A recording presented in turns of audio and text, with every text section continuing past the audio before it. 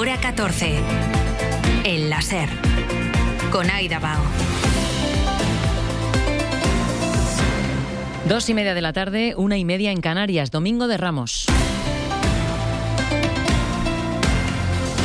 El calendario de la Semana Santa echa a andar hoy oficialmente, días que son también de la primera fase de la operación especial de tráfico que termina hoy a las 12 de la noche. Están previstos desde el viernes hasta hoy 4.300.000 desplazamientos de largo recorrido en nuestras carreteras.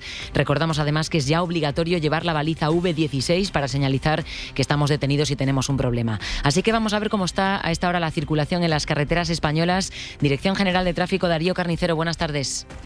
Buenas tardes, hasta ahora pendientes de un accidente en Soria que provoca el corte de la carretera CL101 a la altura de Agarreda, por lo que encontrarán los desvíos por la A15 y la Nacional 122, mientras que en el resto de red estatal de carreteras se circula sin complicaciones, tan solo encontrarán algo de tráfico lento en la salida de Madrid por la A3 a la altura de Rivas. Pues tranquilidad de momento en las carreteras. El de hoy, en todo caso, el primer domingo de la Semana Santa, es por estadística el día que se ha convertido en el más peligroso en las carreteras españolas de este periodo vacacional. Así que, Almudena Lopesino, tú has preguntado a los expertos cuáles son los errores más comunes al volante que pueden terminar en días de mucha congestión como hoy en un accidente mortal. Sí, son las distracciones y casi todas las llevamos dentro del vehículo. Los navegadores, los teléfonos móviles y distintos dispositivos electrónicos. Agustín Padrón Medina es consultor de seguridad vial. Programar bien el viaje, planificar bien el viaje, la ruta, para no necesitar utilizar, por ejemplo, el navegador, tener la ruta clara y no estar sometido a continuos cambios en la ruta. Hasta el 29 de marzo, hasta hoy, según datos de la DGT, han muerto en siniestros de tráfico casi 200 personas en este año. Eso sí, es un 23% menos que en 2025.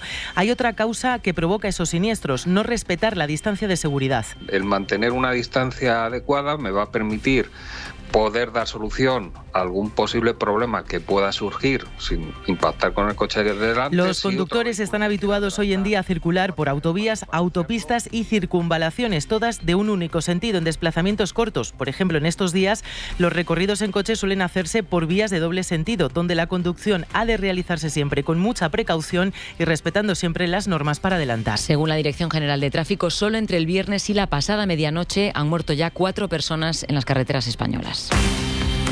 29 de marzo, que además es día de aviso rojo por viento en puntos de las provincias de Girona y Barcelona. Vamos a Cataluña. Gemma Alegrí, buena tarde. Buena tarde. Sí, el balance por el momento es de 7 heridos por el episodio de viento que está afectando Cataluña. 3 de ellos son clientes de un camping de la provincia de Lleida que han resultado heridos tras la caída de una placa metálica de una caravana. Se trata de una mujer y 2 menores, todos en estado menos grave. La mujer y uno de los menores han sido trasladados al hospital. Las fuertes rachas mantienen a 5 comarcas en riesgo muy alto. Otra de las incidencias destacadas de la mañana ha sido la caída de árboles, lo que ha obligado a cortar varias carreteras locales. Esto en Cataluña. En el resto de España habrá viento, aunque como mucho con aviso naranja, y en más puntos del Mediterráneo. Además, hoy hace más frío que ayer y se nota. Beatriz Carmona, buenas tardes. Buenas tardes, Aida. Sí, hay aviso naranja en la Comunidad Valenciana, en las Islas Baleares y en Aragón. En esta última también por nieve. En el norte hay algunas lluvias en puntos de Asturias y País Vasco, y en el resto del país cielo despejado con nubes escasas. Los termómetros bajan prácticamente en toda la península, con una media de 8 y 9 grados y llegando a mínimas de 3 en lugares como Madrid. En Andalucía y Gran Canaria llegan a máximas de más de 20, marcando Huelva los 22 grados. Y en los deportes, la selección ya trabaja en Madrid preparando el amistoso ante Egipto. José Antonio Duro, buenas tardes. Hola, buenas tardes. El partido es el martes con el equipo de Luis de la Fuente trabajando en la mañana del día de hoy en Las Rozas. Javier Herraz, muy buenas. ¿Qué tal, Duro? Muy buenas. Desde Las Rozas acaba de terminar el entrenamiento de España. Mañana será el último antes de viajar por la tarde hasta Barcelona, donde va a jugar frente a Egipto. Veremos rotaciones, veremos si debuta o no Joan García. No preocupa eso en el cuerpo técnico. Será Raya el titular. Esa es la idea que tiene Luis de la Fuente, que mañana va a ofrecer rueda de prensa ya, como digo, en Barcelona para el partido del martes ante Egipto. Las citas del día están en marcha en segunda. Eibar 2, Las Palmas 1 en Liga F con un clásico hoy liguero a las 9 que contamos en Carrusel, y también con la Fórmula 1. Tanto Sainz como Alonso han acabado la carrera en Japón. Hora 14. Aida Bao.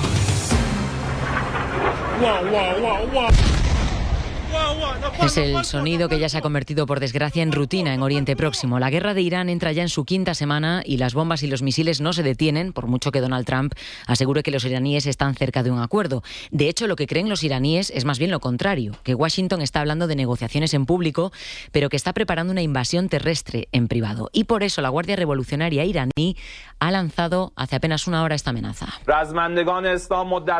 La agresión y la ocupación no traerán más que una humillante captura, el desmembramiento y la desaparición de los agresores. Y los soldados estadounidenses serán buen alimento para los tiburones del Golfo Pérsico. Amenaza de Irán que llega solo horas después de que haya llegado a la región el primer contingente de refuerzo militar de Estados Unidos sobre el terreno. En Tel Aviv está Nuria Garrido. Buenas tardes. ¿Qué tal, Aida? Buenas tardes. 3.500 marines, Nuria, que se unen a los 50.000 soldados que los estadounidenses ya tienen en la región. Sí, con este tono desafiante se ha mostrado hoy el portavoz del ejército iraní, quien también agregó textualmente que el enemigo tenga por seguro que vamos a afilar nuestros cuchillos para cortar la garganta de cada uno de estos soldados. También agregó que Irán está preparado desde hace tiempo para una eventual intervención terrestre y también ha señalado a Donald Trump, al que ha acusado de carecer de estabilidad y de haber arrastrado a su país a esta guerra. Lo cierto es que hoy el The Washington Post señala que entre los planes de Trump no está una invasión a gran escala, pero que no descarta llevar a cabo pequeñas incursiones con fuerzas especiales y tropas de infantería que podrían ponerse en marcha las próximas semanas. Mientras sobre el terreno en las últimas horas tenemos un ataque recibido en Teherán, la capital de Irán, también bombardeos estadounidenses e israelíes cerca de un puerto iraní en Hormuz, o un ataque, Nuria, reivindicado por los iraníes contra 2 plantas de aluminio en el Golfo. Efectivamente, la guerra sigue latente por toda la región y esta madrugada los ataques de Israel y de Estados Unidos contra Irán han matado al menos a 6 personas y han dejado a otras 9 heridas, según están informando medios iraníes oficiales. Pero es que esta mañana también el corresponsal Hassem Kalas, de la televisión Al Arabi, ha denunciado que sus oficinas en Teherán han sufrido daños tras un bombardeo israelí, lo que ha provocado que tuvieran que suspender las emisiones. Y aquí en Israel, a lo largo de esta mañana, han llegado al menos 3 oleadas de misiles disparados desde Irán que han afectado al sur y al centro del país, sin dejar graves daños ni víctimas. Y después merece mención aparte el Líbano. El gobierno de ese país está acusando a los israelíes de crímenes de guerra y de violación del derecho internacional después del asesinato de 3 periodistas y al menos 9 trabajadores sanitarios. Así es, el presidente libanés ayer insistió en que este ataque vulnera las normas y tratados internacionales, como por ejemplo los convenios de Ginebra de 1949, que prohíben atacar a periodistas y trabajadores de los medios mientras no participen directamente en las hostilidades. En cualquier caso, el asesinato de estos 3 periodistas, que eran muy conocidos en el Líbano, ha generado conmoción también entre la prensa internacional y vuelve a poner encima de la mesa esta forma que tiene de actuar Israel contra la prensa, que los ataca sin presentar pruebas, acusándoles, en este caso, de pertenecer a la milicia Hezbollah. Esta guerra, emprendida por Estados Unidos e Israel, está permitiendo a Benjamín Netanyahu, además de seguir bombardeando la franja de Gaza, en donde se supone que había una tregua, cumplir una de sus viejas aspiraciones, que es el sur del Líbano. Israel no habla de invadir el sur del país, ha hablado toda esta semana de establecer una zona de seguridad, pero los expertos aseguran que esta es la manera eufemística de decir que se quieren quedar con el sur del Líbano, un territorio en el que se establece la milicia pro-Irán de Hezbollah, zona que Israel ha atacado, aislado y de donde ha expulsado ya gran parte de la población libanesa. Antonio Martín. Netanyahu lleva medio siglo defendiendo que la presencia militar en el sur del Líbano es una herramienta para garantizar la seguridad del norte de Israel. Nunca ha querido usar el término de ocupación, pero es una obsesión que no ha abandonado desde sus tiempos como embajador de Israel ante la ONU en los años 80. Hablaba de garantías militares para la supervivencia de Israel. En los 90, cuando incluso fue a Líbano a visitar a las tropas ocupantes, insistían que solo se marcharían si el gobierno libanés hacía desaparecer a Hezbollah, es decir, idéntica demanda a la de hoy día. Y en 2018, ante la ONU, amenazaba a Hezbollah asegurando que Israel actuaría contra ellos porque sabía dónde operaban. Junto a los palestinos, Irán ha sido siempre ese enemigo al acecho en la mente de Netanyahu, pero su ramificación en Líbano ha marcado toda su trayectoria política. La guerra actual le da pie, por tanto, a ejecutar una estrategia que siempre ha tenido en mente. Hora 14. Aida Bao. Trump se ha metido con Netanyahu en esta guerra, saltándose el derecho internacional y permitiendo al hebreo moverse según sus intereses, y esto al estadounidense le está costando caro, al menos a nivel demoscópico. Saray González, buenas tardes. Buenas tardes. Las encuestas sitúan al presidente de los Estados Unidos en mínimos históricos de popularidad desde que comenzó su segundo mandato. Un sondeo realizado por la Universidad de Quinnipiac en Connecticut y otro efectuado por la empresa AP North revela que el 56% de los encuestados desaprueban la forma en la que Donald Trump está gestionando su cargo como presidente de Estados Unidos, frente al 38% que aún lo ven con buenos ojos. Respecto a la posición de Estados Unidos con Irán, el promedio de encuestas de la CNN afirma que más de la mitad de los estadounidenses tiene poca o ninguna confianza en que su presidente tome las decisiones correctas sobre el uso de la fuerza militar fuera del país. La inflación, según estos sondeos, es lo que más preocupa a los ciudadanos. De entre los precios que mayor inquietud causan en la población se encuentra el de los combustibles, solo por debajo de los costes de sanidad. Una de las consecuencias que más cara está pagando Trump es la subida de los precios de la energía. Lo escuchábamos, es una de los dos temas que más preocupan a los estadounidenses. Una subida de la energía derivada de la subida del petróleo que ha provocado esta guerra.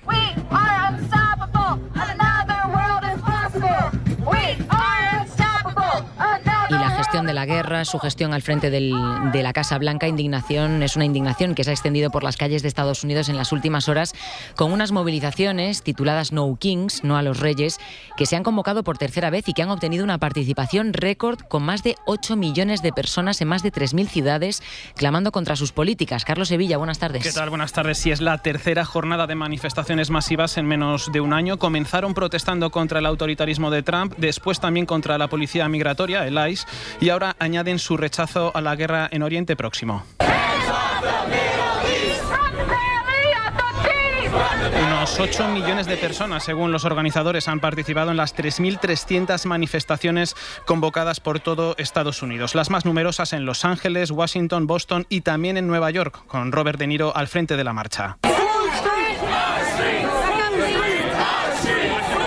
Y en la protesta de Minneapolis ha participado Bruce Springsteen. Your strength and your commitment told us that this is still America. Vuestra fuerza y compromiso nos demostraron que esto sigue siendo Estados Unidos, ha dicho el músico antes de interpretar Streets of Minneapolis, una canción en homenaje a las víctimas del ICE. King Trump's private army from the DHS.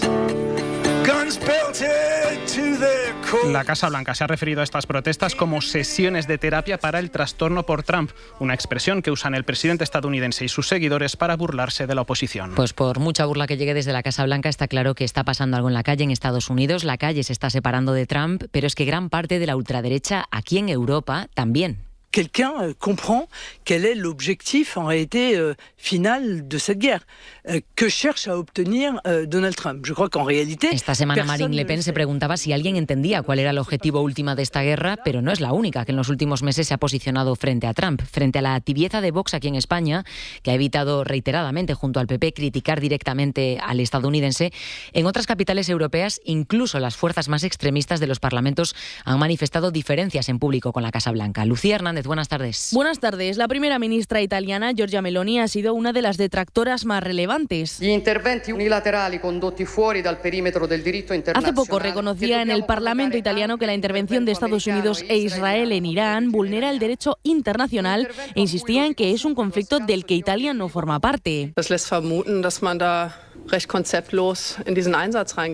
La guerra también ha provocado una gran división interna en el partido Alternativa para Alemania, uno de los que más ha apoyado el trumpismo. Sus líderes, Alice Weidel y Tino Kruppala, han condenado los ataques de Estados Unidos diciendo que la guerra no está entre los intereses de Alemania y debe acabar cuanto antes. En Reino Unido, el líder de Reform UK y uno de los mayores aduladores de Trump, Nigel Farage, ha dicho que hay diferentes opiniones dentro del partido, pero que lo mejor será no meterse en una guerra extranjera. Víctor Orbán, primer ministro de Hungría y gran aliado de Estados Unidos y de Rusia, también se ha mostrado en desacuerdo con la guerra, poniendo el foco en las crisis energéticas o en las migraciones masivas que puede provocar. Por último, el líder del Partido Popular de Dinamarca, Morten Messerschmidt, ha pasado de visitar a su amigo en Mar-a-Lago a mostrar un rechazo firme contra él. En su caso, se debe a la obsesión de Trump a principios de año de tomar Groenlandia. Nicolás Maduro ha publicado su primer mensaje desde su captura por parte de Estados Unidos el pasado 3 de enero. El venezolano, que está encarcelado en una prisión de alta seguridad en el estado de Nueva York, junto a su mujer, asegura que están bien y firmes y agradece el apoyo que asegura está recibiendo. Lorena Carramolino, buenas tardes. Buenas tardes. Lo agradece a través de una carta en su cuenta oficial de X con imágenes junto a su mujer Cilia Flores, que también firma la misiva. En ella llama a los venezolanos a consolidar la paz, diciendo que ha recibido sus muestras de cariño y que siente admiración por la unión del pueblo de Venezuela. Maduro asegura además que está sereno en este mensaje lanzado, como decíamos, en su cuenta oficial de X, aunque él no tiene acceso a Internet desde la cárcel de Nueva York. El presidente depuesto de Venezuela solo accede al patio de la prisión 1 hora al día y se le permite hablar por teléfono con familia y abogados durante 15 minutos. Por ello se desconoce cómo se ha podido publicar esta carta de él, aunque pone como firma desde Nueva York. El mensaje llega justo 2 días después de la comparecencia de Maduro por última vez ante el juez y unas horas después también del anuncio desde Caracas, en el que se informaba de la reapertura de sus embajadas en Estados Unidos. Ahora, las sedes consulares facilitarán gestiones a los cerca de 1 millón de migrantes venezolanos en Estados Unidos. Hora 14, en la SER. Aida Bao. Pues con la guerra en Oriente Próximo como tema central, ha enviado Pedro Sánchez una carta a la militancia socialista esta mañana. El presidente del Gobierno y secretario general del Partido Socialista reivindica los decretos del Gobierno para frenar la subida de precios derivada de la escalada energética y de la guerra y reitera su posición inequívoca contra el conflicto. Adrián del Pozo, buenas tardes. Buenas tardes. Una posición que es enarbolar de nuevo la bandera del no a la guerra, un lema con el que escribe Pedro Sánchez se muestra la memoria, dignidad y compromiso del país. Pedro Sánchez relaciona la guerra de Irán con la de Irak, explica en esa carta que él estuvo entonces en la calle protestando contra esa guerra de Irak.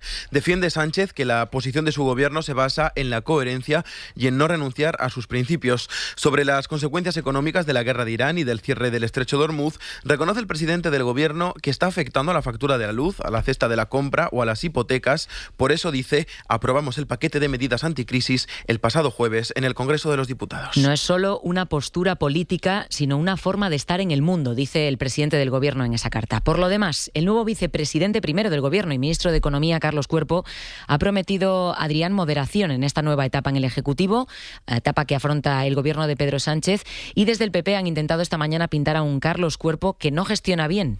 En la primera entrevista que da Carlos Cuerpo como vicepresidente, asegura que él es así, moderado, y que lo va a seguir siendo en su nueva tarea. Lo ha dicho en La Vanguardia. El ser político no tiene por qué querer decir salirse de lo moderado o del diálogo. Es que es como soy, no puedo evitarlo y además, como he dicho en mi toma de posesión también, es lo que quiere el presidente y lo que me ha pedido. Cuerpo también ha defendido el decreto anticrisis que el Gobierno consiguió convalidar el jueves y que explica ya ha aliviado el bolsillo de las familias y la cuenta de las empresas. Cuestionan mientras desde el PP la eficacia de esas mismas medidas, aunque la semana pasada dijeron que el Gobierno se las estaba copiando. Ha sido Cuca Gamarra quien, preguntada por la SER si el PP tiene previsto hacer ahora más preguntas a Carlos Cuerpo en el Congreso, solo le han hecho 3 en más de 2 años, dice que ya se verá. Pues iremos viendo. Lo que está claro es que su trayectoria hasta el momento pues ha sido irrelevante a la hora de afrontar los problemas que tiene España. Si hablamos de la inflación, es un problema económico, evidentemente, y las políticas que se han puesto en marcha no han permitido que la sociedad española esté mejor. Sobre los pactos del PP con Vox para formar gobierno en las autonomías, dice Gamarra que llegarán cuanto antes, aunque no aclara si será antes de las vacaciones. La remodelación del Gobierno se produce tras la salida esta semana de María Jesús Montero del Ejecutivo, que se mete ya de lleno en la precampaña andaluza para las elecciones del próximo 17 de mayo. Es la gran batalla política antes de las elecciones generales, que si no hay adelanto serán el año que viene. Moreno Bonilla de entrada tiene el viento de cara, aunque el ascenso de Vox le puede arrebatar la mayoría absoluta. Eso es lo que dicen las encuestas, pero en el PSOE y en Moncloa respiran optimismo con la candidata Montero. Guillermo Lerma, jefe de política de la SER, buenas tardes. ¿Qué tal, Aida? Buenas tardes. Saben los partidos que las elecciones en la comunidad más poblada de España serán un buen termómetro para medir sus fuerzas antes de entrar en la recta final de la legislatura. Las andaluzas del 17 de mayo se celebrarán a un año de las generales y los líderes son conscientes de que se juegan mucho en estos comicios. El PSOE parte con todas las encuestas en contra y con la amenaza de volver a hundir su suelo electoral. Confían en el cuartel socialista en que para evitarlo puedan movilizar al 500.000 de votantes que cogen su papeleta en las generales, pero no en las autonómicas. Para eso Montero prepara una campaña en la que se da por hecho se va a volcar el conjunto del partido. Además de Pedro Sánchez, la candidata quiere contar con la participación de los ministros y expresidentes andaluces o del presidente de la Generalitat, Salvador Illa, para rebatir el discurso del agravio territorial por la financiación autonómica o la quita de la deuda. Todo con un objetivo que en privado asumen que no es ganar, pero sí al menos intentar morder la mayoría absoluta de la que disfruta ahora el presidente Moreno Bonilla. Hora 14. El láser.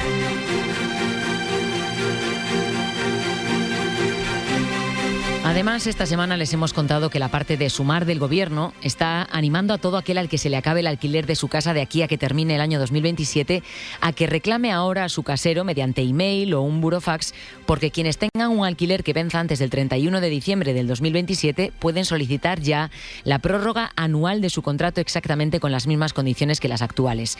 No hace falta que el contrato termine este mes, que es el tiempo que, salvo sorpresas, estará en vigor este decreto de vivienda que aún no ha ido al Congreso, sino que la reclamación se haga ahora. Lo que hace falta es que se haga ahora, durante este mes, mientras el decreto está en vigor. Esta semana hemos escuchado al Gobierno, a los inquilinos. Hoy hemos preguntado por esta medida a las asociaciones de propietarios. ¿Qué es lo que nos dicen, Carlos Sevilla? Pues sobre todo dicen que el decreto genera inseguridad jurídica a los propietarios. Está perdiendo esa previsibilidad sobre la duración real del contrato. Es decir, no se rompe el equilibrio contractual inicial. Miguel Ángel Sánchez Fraile es secretario general de la Confederación de Cámaras de la Propiedad Urbana. Yo creo que va a haber conflictividad, sí, en cuanto a la interpretación, y eso, claro, al final se acabará viendo en los juzgados. Ahora mismo parece que se está reclamando que todo el mundo solicite esa prórroga. Vamos a ver. Con menos seguridad jurídica y menos rentabilidad, asegura, los caseros sacan sus viviendas del alquiler y se reduce la oferta. Es lo que le ha pasado a Raúl, que tiene 7 pisos en alquiler. El año pasado pudo convertir una nave en 4 apartamentos, pero dice que no lo hizo por la falta de garantías y por el poco retorno. Al único que lo perjudica es a los pequeños propietarios como yo, y llegado el momento, a lo mejor es preferible vender la propiedad y dejar de alquilar y ya está. Un análisis que comparten en la patronal de las agencias inmobiliarias. José María Alfaro es su presidente. El problema ya se está generando por la incertidumbre. Nosotros hemos tenido llamadas de arrendadores que directamente nos preguntan por las fechas de vencimiento, pero ya con la intención de no renovar los contratos. Alfaro asegura que la prórroga solo se puede pedir durante el periodo de finalización del contrato, en los 4 meses previos al vencimiento. Una interpretación que no se lee en el decreto y que no comparten los abogados consultados por la SER esta semana. Una de ellas es Elena Herranz, experta en vivienda de Legalitas. Mientras ha estado en vigor, esos señores que se han amparado en la prórroga extraordinaria de 2 años tienen la seguridad jurídica de que la van a mantener. El decreto va a seguir vigente previsiblemente hasta finales de abril. Y sobre la crisis migratoria que está viviendo el sur de Europa y concretamente el Mediterráneo, este dato que publica hoy un estudio hecho en Baleares. Las personas migrantes que vienen de África subsahariana llegan a las islas en pateras más llenas y más peligrosas. Pablo Seguí, buenas tardes. Buenas tardes, Aida. 7.321 personas llegaron en patera al archipiélago balear en 2025, lo que supone un 25% más que el año anterior. Lo hicieron, además, en 401 embarcaciones, un dato que crece apenas un 14%. Por tanto, los migrantes que arribaron a las islas viajaron en embarcaciones más apretadas y a más personas, más carburante deben transportar. Las barcas, con el aumento del peso, pierden equilibrio de navegación, lo que incrementa el riesgo de naufragio. Son datos que recoge un estudio realizado por el Observatorio de Migraciones Mediterráneas, adscrito a la Universidad de las Illes Balears. Un mar Mediterráneo en el que aumentan los flujos migratorios y en el que, el pasado viernes, la Guardia Costera griega rescató una lancha neumática en la que, según el relato de los 24 supervivientes, 22 personas perdieron la vida en el trayecto. Primero fueron programadores, luego empresarios. Ahora modelan la realidad. Eva Cruz y Jaime García Cantero analizan las vidas de quienes cambiaron la tecnología y el poder. Este domingo a las 3 de la tarde, el fundador de Oracle y amigo de Donald Trump, Larry Ellison, en Cibermillonarios. Cadena SER. Hola, soy Pepe, que ayer te noté preocupado con lo del negocio. Lo que te dije, que si quieres darle visibilidad, lo mejor es que suene en la radio. Haz como yo, con 20 segunditos de nada y eligiendo bien la emisora, seguro que funciona. Y con muy poca inversión. Venga, anímate. Tu campaña de radio en tu emisora local empieza en serpublicidad.es. Hora 14.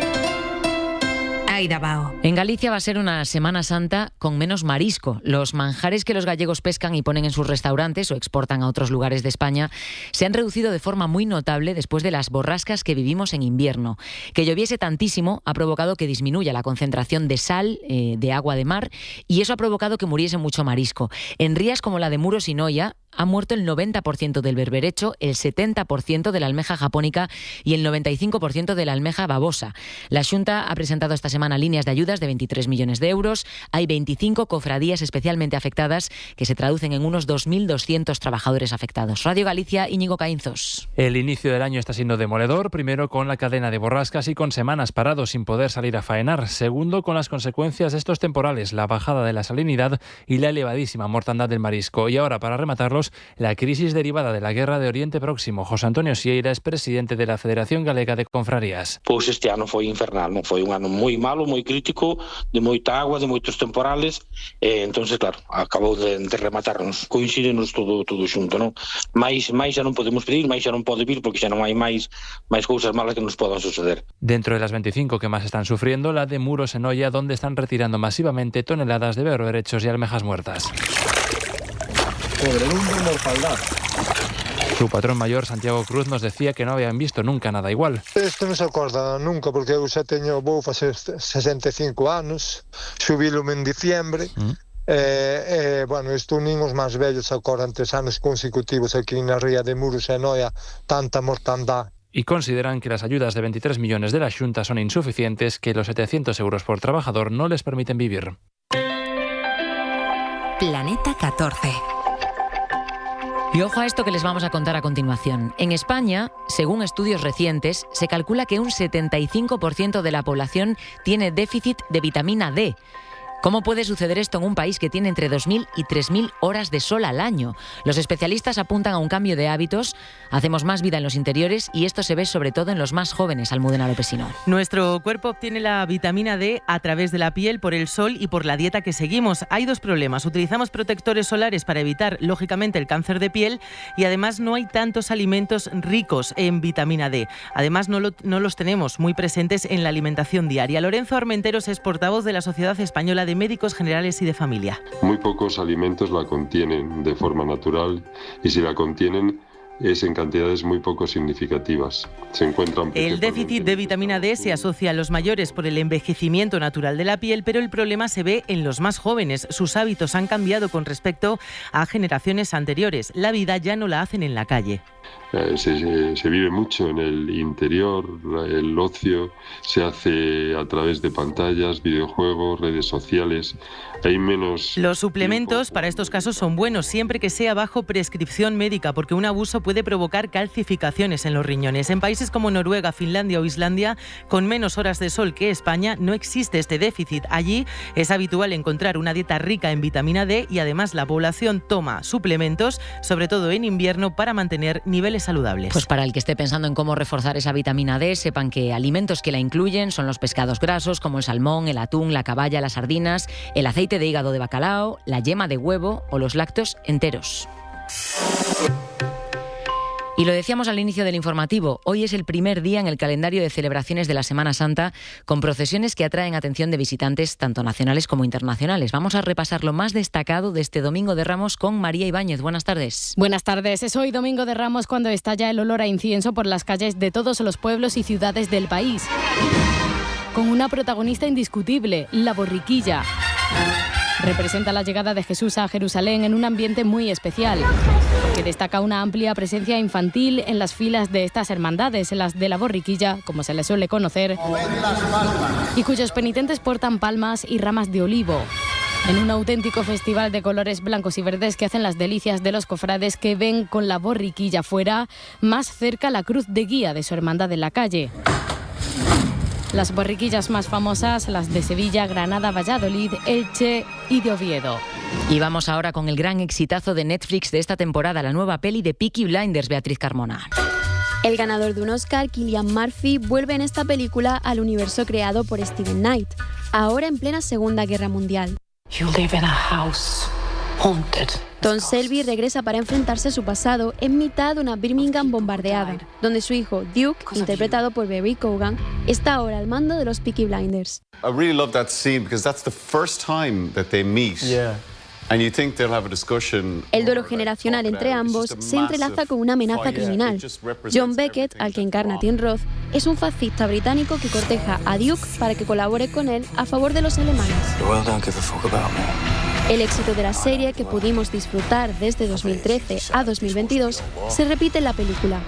En su primera semana tras su estreno, ya se había convertido en la película más vista de Netflix en 50 países. Y para los fans, que sepan que aunque Murphy se despida, la película no es el final del universo Peaky Blinders. La compañía ya está trabajando en una secuela del filme, con una nueva generación de gángsteres británicos. Así nos vamos. Pasen buena tarde de domingo. Adiós. Hora 14, en la SER.